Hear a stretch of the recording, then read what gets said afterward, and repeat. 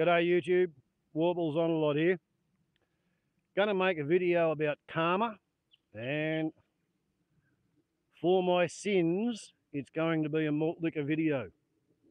Malt liquor is beer that has more than 5% alcohol per volume. It is a Yankee term. It's a form of address for the beer that comes from the excited states of Norte Armed Americano. So, we have the freshly opened bottle of Cooper's Red Sparkling Ale. And now, label out, I get to drink some of it.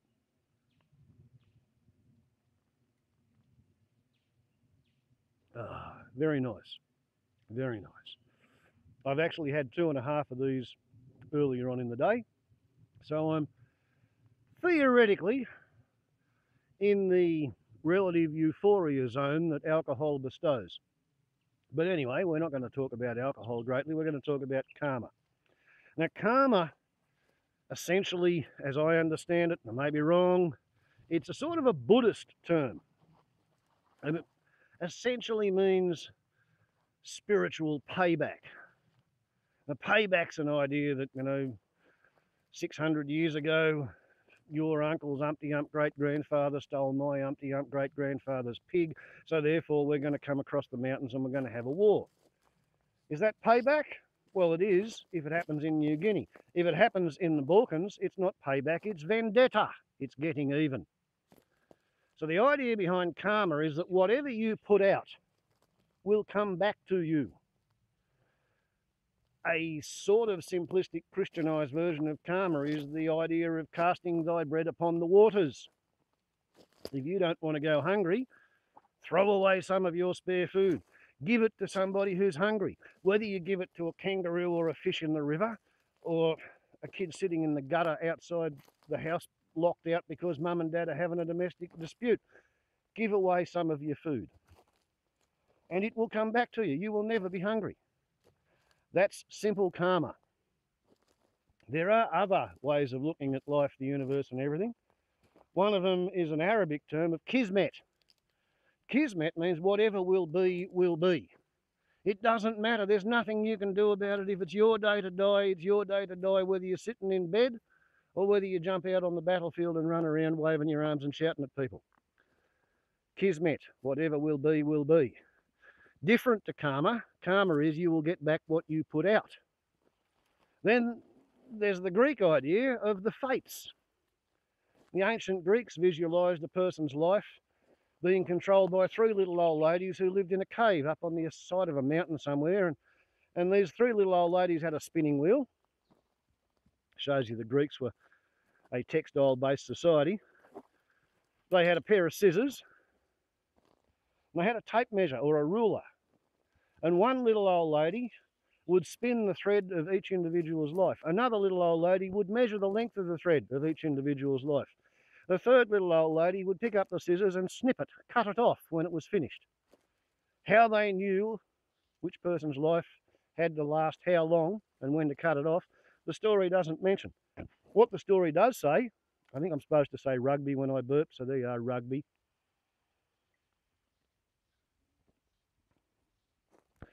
The story of the fates is that they had one eyeball between them and they hand this eyeball backwards and forwards with which they conduct their business, looking down from their mountain on all the people living on the valley floor. Personally, I can see some evidence for all of these. Karma, kismet, fate. And the way I like to think of it is cosmic scoreboard effect.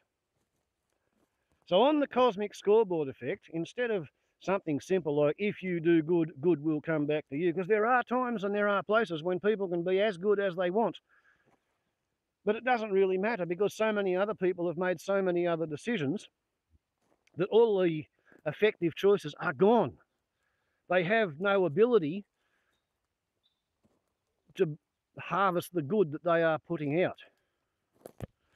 So with cosmic scoreboard effect, we start looking at where you are, how you came to be there, how you came to think what you think at the moment. Because each one of us, we live our lives seeing life through our own eyes lit by the lights of our own experiences. So I see somebody taking an action, and I compare that to all the other people I've seen taking that action and what they thought they were doing and why they thought they were doing it. And I cross-reference it with why I might take that action. And depending on all of those variables, what they're doing and what I think of it may be right, it may be wrong. They may be wrong, I may be wrong. The thing about the cosmic scoreboard effect is it allows people who've been taught a lot of shit to carry on stupidly, thoughtlessly, recklessly, and they don't actually achieve too much bad. And they're given time to notice the error of their ways, and as they grow older, the error becomes more and more apparent, and they have a choice constantly every day. They can choose to notice the error of their ways, or they can ignore it. They can live in a land of rationalisation and denial. Now, the supreme example of rationalisation and denial I can think of is a bloke called Adolf Hitler.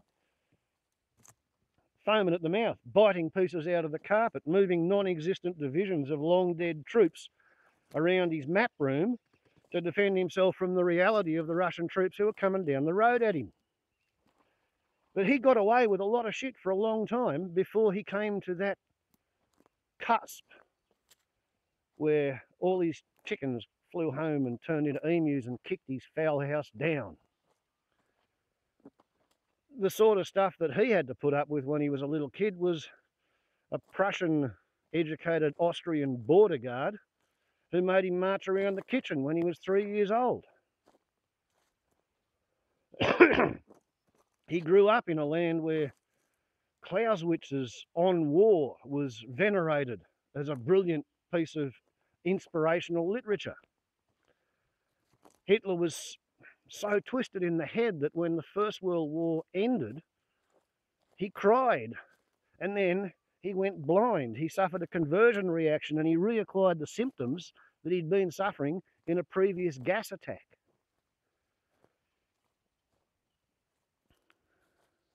But he had so many free hits on his cosmic scoreboard account that he could get away with doing really, really stupid, selfish, manipulative, you'd have to say evil things, because evil is live said backwards, E-V-I-L, L-I-V-E. People who commit evil are people who commit the opposite of live. The opposite of live is die. If you commit death, if you inflict death on other people, you are being evil. And it doesn't much matter if you've got a government-supplied weapon and a pay packet that says that your actions are sanctioned by a debating society somewhere else, far, far away in another time and another place. You inflict death on somebody else, you are inflicting the opposite of live. You are inflicting evil. And I think it was Socrates who said it is better to suffer evil than it is to commit evil. The way to deal with evil is sit on your hands and wait for that individual evil person's karma to catch up with them within the limits of the cosmic scoreboard effect.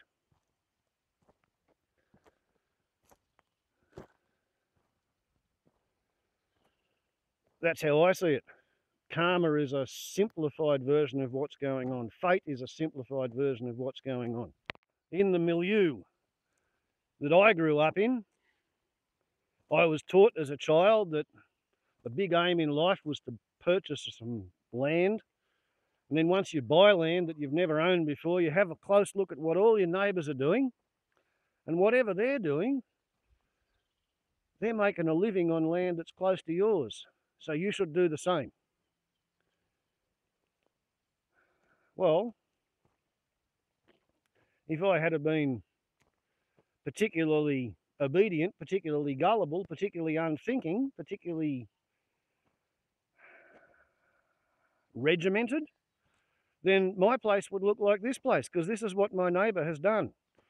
The reason I'm not doing that is because I don't want to commit evil. I don't want to kill all the biosphere so that I can run a feral animal, so that I can shave its ass, scalp its ass, make it drink poison, make it swim in poison, worry about whether it's got enough to drink or enough shade or enough to eat. Also that I can shave it, steal its wool, sell the wool, make money. I'm trying to generate some goodie points on my cosmic scoreboard effect by putting out some life. I'm sheltering everything that lives on my block from a fate like this.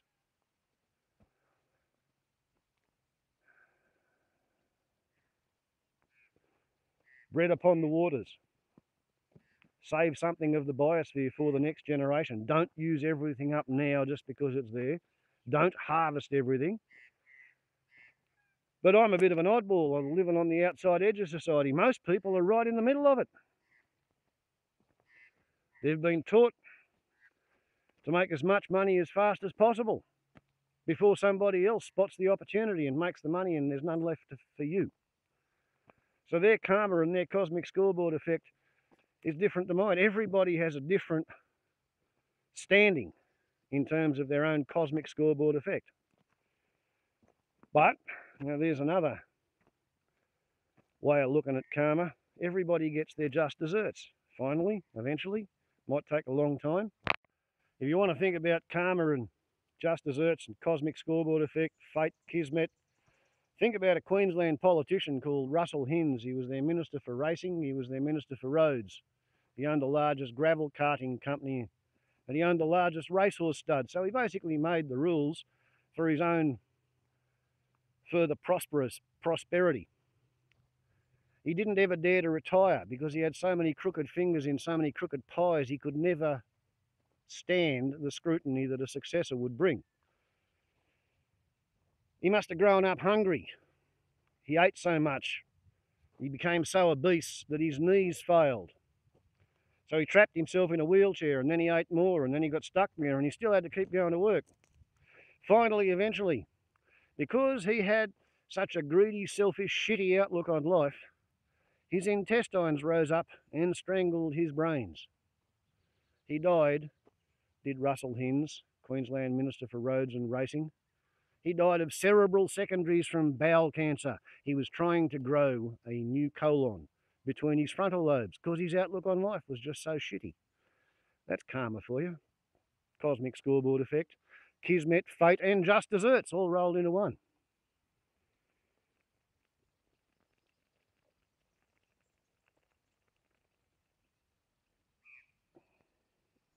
There you go, malt liquor.